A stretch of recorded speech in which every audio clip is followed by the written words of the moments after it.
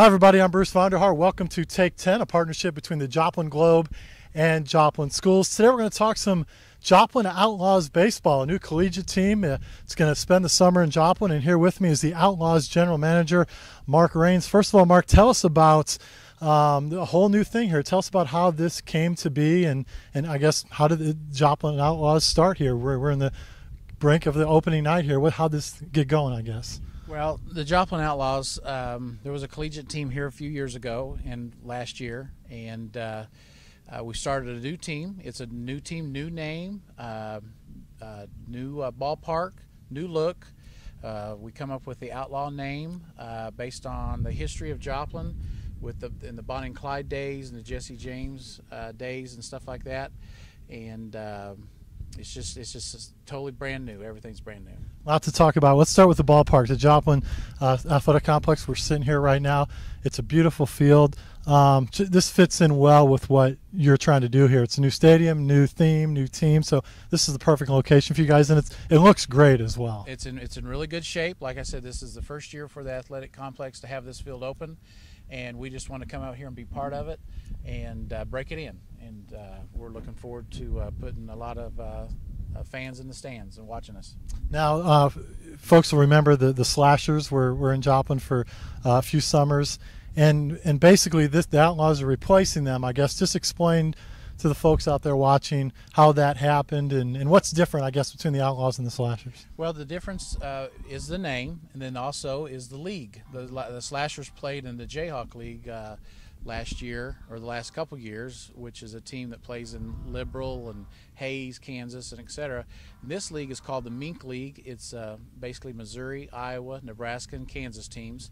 And what's nice about being in the Mink League is it helps with travel. We don't have to travel as far.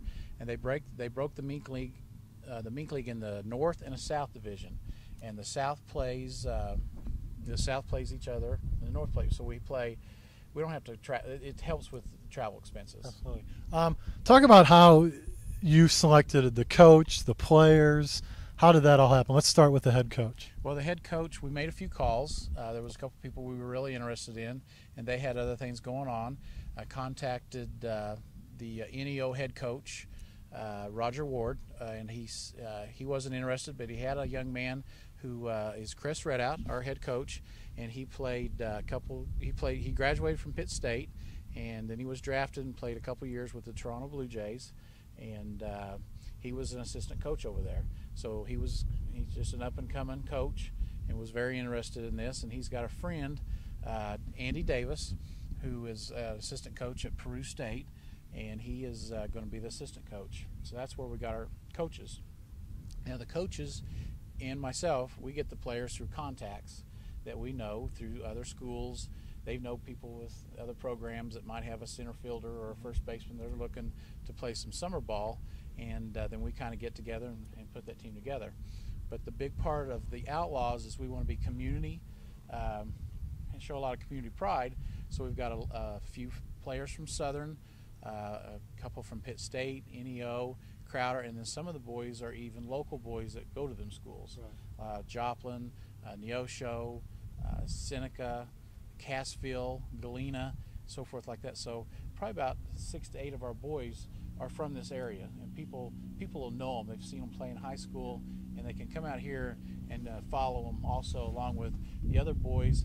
I think the furthest boy we have hometown-wise is Los Angeles, but he really went to school here in the Midwest. So a couple names that people recognize: Ben Hayes, yes, graduated from Joplin High School, plays at Illinois State, and then you mentioned a couple from Missouri Southern: Shane Hoke, who graduated from Joplin; Skylar Rawlings, who had a great year for Missouri Southern this year, from Seneca. So you do have that, and this kind of gives folks a chance to come out and see some local. What I like about it is, you get to see some really good local players, and you get to see some players and some guys we haven't seen before. Right. And if you come out here enough, you're going to get to know them pretty well, and here's a hometown team for everybody to watch. Well, that's what we want. We want everybody in the community to come out and come out and watch the boys play. It's a really good brand of baseball. These are some of the best college kids that are still in school playing ball, summer league. What we try to do is win the South. If we win the South, we qualify to go to the NBC World Series, which is a 75-year-old tournament that's held in Wichita, Kansas. And then the winner of the South is going to play the winner of the North for the championship of the league at the end of the season. You're really trying to do some fan-friendly things as well. We're taping this on Monday afternoon. Tonight's the home opener. By the time people watch this on the internet, it might be over by now. But just for example, tonight you're doing a quarter hot dogs. I know on Saturday home games you're going to have fireworks. Right. So, real kid-friendly and families. There's a lot of room out here. So it's really a nice night to bring the whole family out as well. And it's free admission. Free admission. Free admission to all games. We don't want to stop anybody from coming out. We're going to do some 50-50 drawings. We've got a souvenir table. We're going to do. We try to make it a minor league atmosphere. We've hired an intern, and this intern is going to run some events between innings and stuff. Good, and stuff like that. We're going to be giving out gift certificates to local restaurants that's donated things. We have drawings, as the game's going on. But we just want people to come out and have fun and enjoy the team, get to know the players and stuff like that. And I know folks from around the area are familiar with the Nevada Griffins, and they also made the move from the Jayhawk League to this league, the Mink League as well. So Joplin and Nevada now both playing in the same league. They were real easy to work with, the Mink League representatives, and like I said, it helps. They're very conscientious about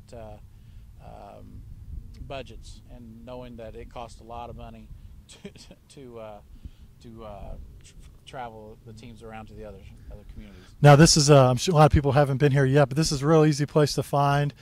Just give directions really quick on how folks can get out here. Well, if you can get to 7th and Schifferdecker, which is a big intersection, you've got the golf course. Yeah. We are at the back of the golf course. A couple ways you can get to it. You can go to 1st Street and turn left, or you can go on down 7th, and it's Tri-State Road, and it all meets at the turnabout, turnaround. Yep, turnaround. Yep. And if you get to the turnaround, you'll see the park on. Yeah, it's easy to find. I mean, tennis courts and a beautiful complex, it's real easy to find. And then you can get a schedule, you can get a roster of the players. You have a website as well. We have a website. Yeah. It is www.joplinoutlaws.com. You can get all that information with the schedules, printable schedules, and also printable rosters.